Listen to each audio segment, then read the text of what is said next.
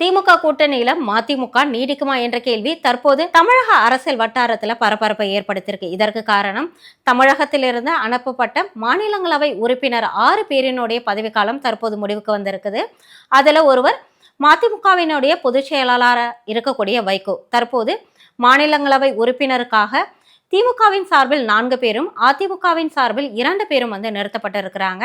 இதுல ஏற்கனவே திமுகவின் சார்பில் நிறுத்தப்பட்ட எம்பி வில்சனை தவிர வேற யாருக்கும் இந்த முறை வாய்ப்பு வழங்கப்படலை. இது மதிமுகவினரிடையே பெரும் அதிருப்தியை ஏற்படுத்தியிருக்கு. இந்த நிலையில தன்னுடைய அதிருப்தியை மதிமுகவினுடைய பொதுச் செயலாளர் வைகோ அவர்களுடைய மகனும் எம்பியுமான துரை வைகோ அவர்கள் மறைமுகமா தெரிவிச்சிருக்கிறாரு. இதுதான் தற்போது அரசியல் வட்டாரத்துல மிகப்பெரிய சலசலப்பை ஏற்படுத்தியிருக்கு.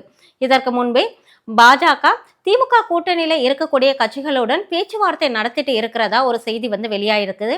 இதை பத்தி தமிழகத்தினுடைய பாஜகவினுடைய மாநில தலைவராக இருக்கக்கூடிய நைனா நாகேந்திரன் கேட்டபோது அதை பத்தி இப்போது எதுவும் சொல்ல முடியாது அப்படின்னு சொல்லியிருக்கிறாங்க. தற்போது மக்களவை உறுப்பினர் பதவிக்கு மதிமுகவுக்கு வாய்ப்பு வழங்கப்படாதது மதிமுகவினரிடையே மிகப்பெரிய அதிருப்தி ஏற்படுத்தியிருக்கு. இதற்கு முன்பு நடந்த சட்டமன்ற தேர்தலின் பொழுதே திமுகவினுடைய சின்னத்தில் தாங்கள் நிறுத்த வற்புறுத்தப்படுவதாக துரை வைகோ அவர்கள் மேடையிலே கண்ணீர் விட்டு அழுதிருந்தாரு.